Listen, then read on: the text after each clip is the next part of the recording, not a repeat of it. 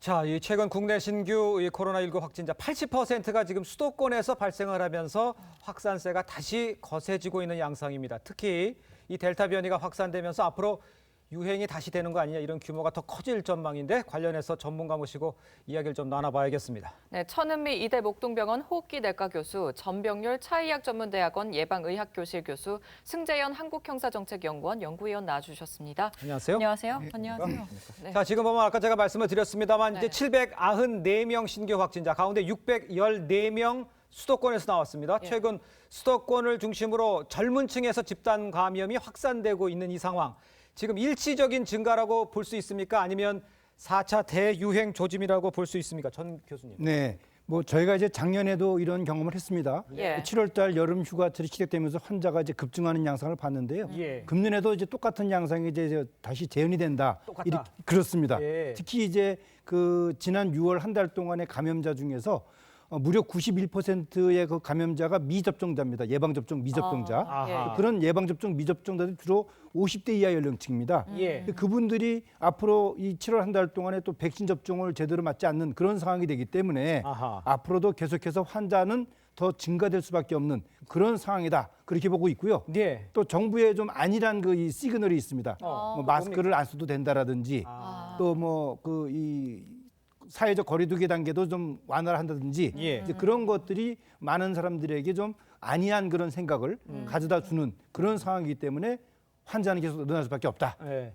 그 교수님 보시기 잠깐 전에 말씀하셨지만 네. 작년과 패턴이 비슷하다고 말씀해 주시면 이거는 지금 4차 유행의 조짐이라고 전문가적 입장에서 보시는 겁니까? 어떻습니까? 예, 그렇습니다. 이제는 어. 앞으로 접종이 그 이루어지지 않은 분들을 대상으로 해서 예. 특히 델타 변이와 같은 감염력이 빠른 그런 바이러스 감염을 통해서 급증할 수 있는 그런 상황이 오고 있다. 그렇게 보는 거죠. 알겠습니다. 굉장히 심각하네요. 지금 국내에도 델타 변이 감염자가 계속해서 늘고 있거든요. 이 네. 델타 변이의 위험성이 정확히 좀 어느 정도라고 볼 수 있죠? 네, 델타 변이는 전염성이 강한 걸 알려진 알파 변이에 비해서 60% 정도 더 전파력이 높고요. 예. 그 이유는 이 델타 변이가 우리 코에 있는 세포로 들어갈 때 폐세포에 강하게 결합을 하기 때문에 복제량이 많아지고 그러므로 인해서 조금이라도 이제 가까이 곁에 있으면 바이러스에 금방 노출이 될 수가 있습니다. 예.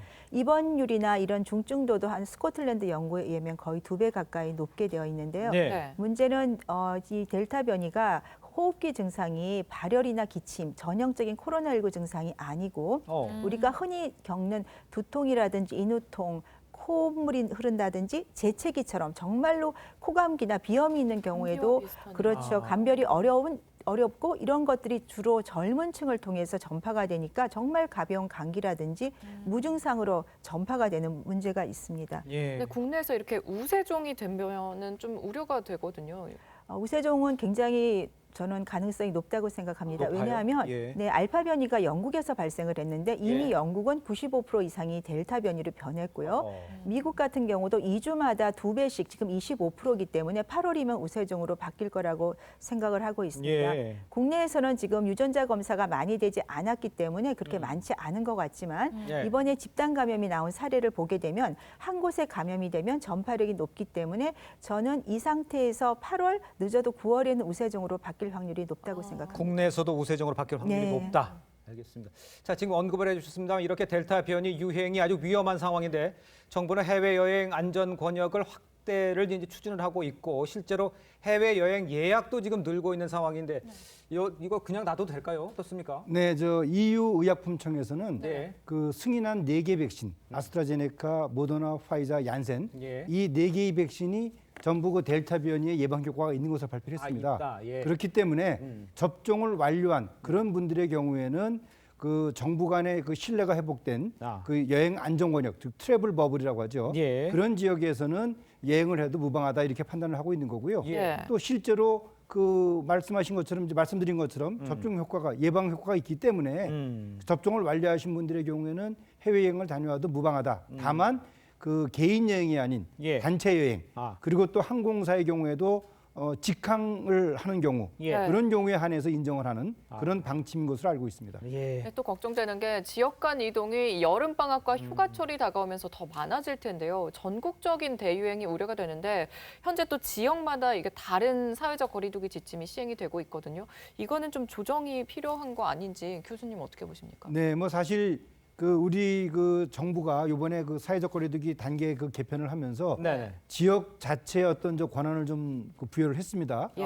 특히 이제 수도권 지역 같은 경우에는 인구가 과밀 지역이고 또 많은 이 인구의 이동이 있기 때문에 좀 더 강력한 그런 조치가 필요한 반면에 예. 그렇지 않은 일부 지방에서는 지자체에서 스스로 판단을 했습니다만 네. 그래도 또 중앙 정부에서 어떤 하나의 확실한 지침을 내려주는 것이 네. 일반 국민들에게 아하. 전달할 수 있는 효과가 더 크다. 예. 그렇기 때문에 이 지자체에다가 일정 부분 좀 권한을 부여한 것은 예. 좀 시기상조가 아닌가 그렇게 생각을 합니다. 예. 지금 전 교수님께서도 언급을 해주셨습니다만 이제 실제로 지역별로 사회적 거리두기 지침이 다르다 보니까요. 수도권을 벗어나서 이 원정 모임이 성행하고 있다 이런 이야기도 나오고 있습니다. 승재 네, 의원님. 맞습니다. 뭐 부산에서는 터질 게 터졌다라는 이야기가 나올 네. 만큼 이제 외지인, 특히 서울에서 오신 손님들 때문에 확진자가 41명 격정하는 어떤 이유도 발생했고 어제 이제 리포트 같은 거 여러 가지를 보면 천안이 서울 이제 수도권 인접 지역이지만 사실 예. 이 유흥주점에 의한 어떤 시설이 시간이 제한되어 있지 않습니다. 그래서 네. 그중에 많은 사람들이 지나갔다라는 이야기도 나옴과 동시에 구체적인 예를 하나 들어드리면 6일 날 확진자 2명이 천안에서 이제 나왔는데요. 네. 그에 가는 과정에 이제 접촉자들을 1,000여 명 넘게 확인해 보니까 약 85%가 외진이었다. 이런 아하. 이야기가 나오고 있습니다. 예. 네, 또 코로나19 확산세를 잡으려면 지금 그럼 백신 접종이 좀 관건인 것 같거든요. 근데 지난달 7일에는 하루에 85만 5천여 명이 신규 1차 백신 접종을 맞았는데 이번 달 1일에는 이게 4,043명. 정말 크게 줄었습니다. 어떻게 된 건가요? 네, 뭐 사실 지금 6월 말 접종 이후에 네. 한 달 동안은 좀 백신 가뭄이다 할 정도로 지금 이 백신의 원활한 공급이 좀 이루어지고 있지 않습니다. 그렇기 때문에 어떻게 보면은 이 7월 한 달 동안에 정부가 상당히 경각심을 갖고 예. 이 방역 활동을 해야 되는데 지금의 좀 아니란 그런 시그널이 오히려 환자를 확산시키는데 매우 큰 악영향을 줄 수 있다 예. 이렇게 생각을 하는 거죠. 예, 그렇군요. 자, 또 이제 문제가 되고 있는데 지금 이제 얀센 백신이요. 델타 변이를 무력화시킨다는 주장이 좀 제기가 됐습니다.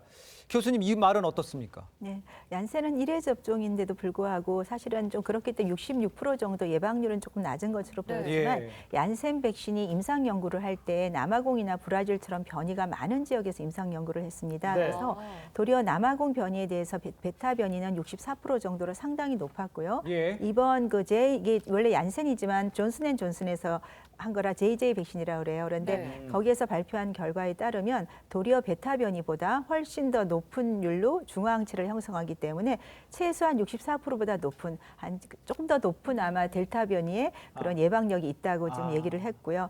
다른 백신들도 지금 보시면 뭐 아스트라제네카나 화이자 같은 경우는 델타 변이에 조금 취약한 면이 분명히 있습니다. 예. 2차 접종을 하더라도 뭐 아스트라제네카 60이고 파이자가 한 88, 스코틀랜드 연구는 조금 낮아 79% 정도 나오는데요. 하지만 거기에 비해서 얀센은 전체 예방률에 비해서는 분명히 베타 변이나 델타 변이엔 효과가 있는 것 같습니다. 효과가 있는 것으로. 네.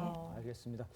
자, 그런데 저희가 좀 점검을 해야 될 게 이렇게 코로나19 재유행이 우려가 되는 상황인데 김부겸 총리가 방역 최대 위기라면서 집회 자제를 요청을 했지만 민노총 지금 대규모 집행을 강행하는 것으로 지금 전해지고 있습니다. 네, 민주노총은 여의도에서 중대재해 근절과 최저임금 인상을 요구하는 대규모 집회를 진행합니다. 취재기자 연결해서 상황 알아보겠습니다.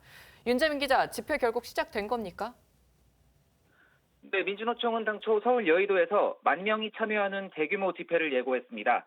경찰이 여의도 집회를 원천 봉쇄하려는 움직임을 보이자 조금 전인 오후 2시부터 종로 3가 일대로 옮겨와 집회를 강행하고 있습니다. 100여 명의 조합원이 참가해 광화문 방향으로 행진하려 하고 있어 경찰과의 충돌이 예상됩니다. 앞서 강경 대응을 예고한 경찰은 차벽과 울타리로 여의도와 광화문 일대를 봉쇄했는데요. 집회 강행이 여의치 않자 민노총 측에선 종로 기습 집회로 우회한 모습입니다. 하지만 종로 3가 집회 역시도 경찰이 첩보를 입수해 종로 일대까지 차벽을 설치하는 등 총력 대응에 나섰습니다. 여의도와 광화문, 종로 등 곳곳의 교통이 아침부터 차단되며 시민들은 큰 불편을 겪었습니다. 경찰은 오전부터 서울 시내에 213개 부대를 동원해 검문소 59곳을 설치했습니다. 한남대교와 원효대교, 가양대교 등에서 확성기가 달린 집회 참석 추정 차량을 검문에 돌려보냈습니다. 지금까지 사회부에서 TV조선 윤재민입니다. 지금 민노총 관계자들이 실제로는 뭐 일단 방역 수칙은 철저히 지키겠다 이렇게 얘기를 했는데 좀 우려가 크거든요. 꽤 많이 모일 것 같은데. 네, 이제 방역 수칙을 지키는 거는 집회 과정 중에는 거리두기나 마스크로 가능하겠지만 예. 우리가 걱정하는 것은 이분들이 지방에서 다 올라오시기 때문에 모이는 과정에서 차량을 우리 같이 모이는 공유하게 되고 과정에서, 예. 그 과정에서 같이 음식도 나눌 수 있고 대화도 할 수 있기 때문에 집회 전후에 어떤 모임이 가장 문제가 될 수가 있습니다. 그 과정에서 이 델타 변이가 또 유행을 하고 델타 변이는 증상 자체가 아주 가벼운 감기이기 때문에 예. 젊은 층을 중심으로 무증상이 많으실 수도 있어요. 예. 그럼 그 과정에서 감염이 됐지만 본인은 모르게 지방으로 내려가거나 수도권에서 타인에게 전염이 되면서 급속도로 퍼질 수 있는 하나의 고리를 마련할 수 있기 때문에 네네. 네, 이러한 시점에서는 조금 저희가 자제하는 것이 정말 필요하다고 생각합니다. 예. 방역 수칙을 이제 집회에서는 지킬 수 있지만 그 오고 가고 모이는 그렇습니다. 과정에서의 문제점이 있을 수 있다. 그거는 체킹을 해봐야 된다 이렇게 말씀을 해주셨습니다. 현재 상황에서 민주노총 집회를 이제 미리 막을 수는 없었던 건가?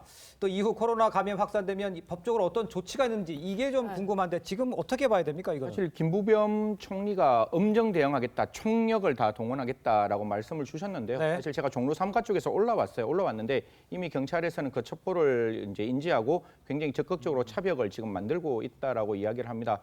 이러한 어떤 방역 수칙에 방금 교수님이 말씀 주신 대로 예. 방역 수칙을 위반하면 감염병 예방법 위반으로 당연히 거기에 대해서는 형사처벌을 받을 수 있을 뿐만 아니라 혹시 이로 인해서 다른 장소에 손해를 끼친다면 네. 이 지금 다 알고 있다시피 구상권 행사까지 가능하다고 보이니까요. 이런 부분에 대해서 집회는 조금 자제했으면 좋겠다는 말씀드리겠습니다. 예.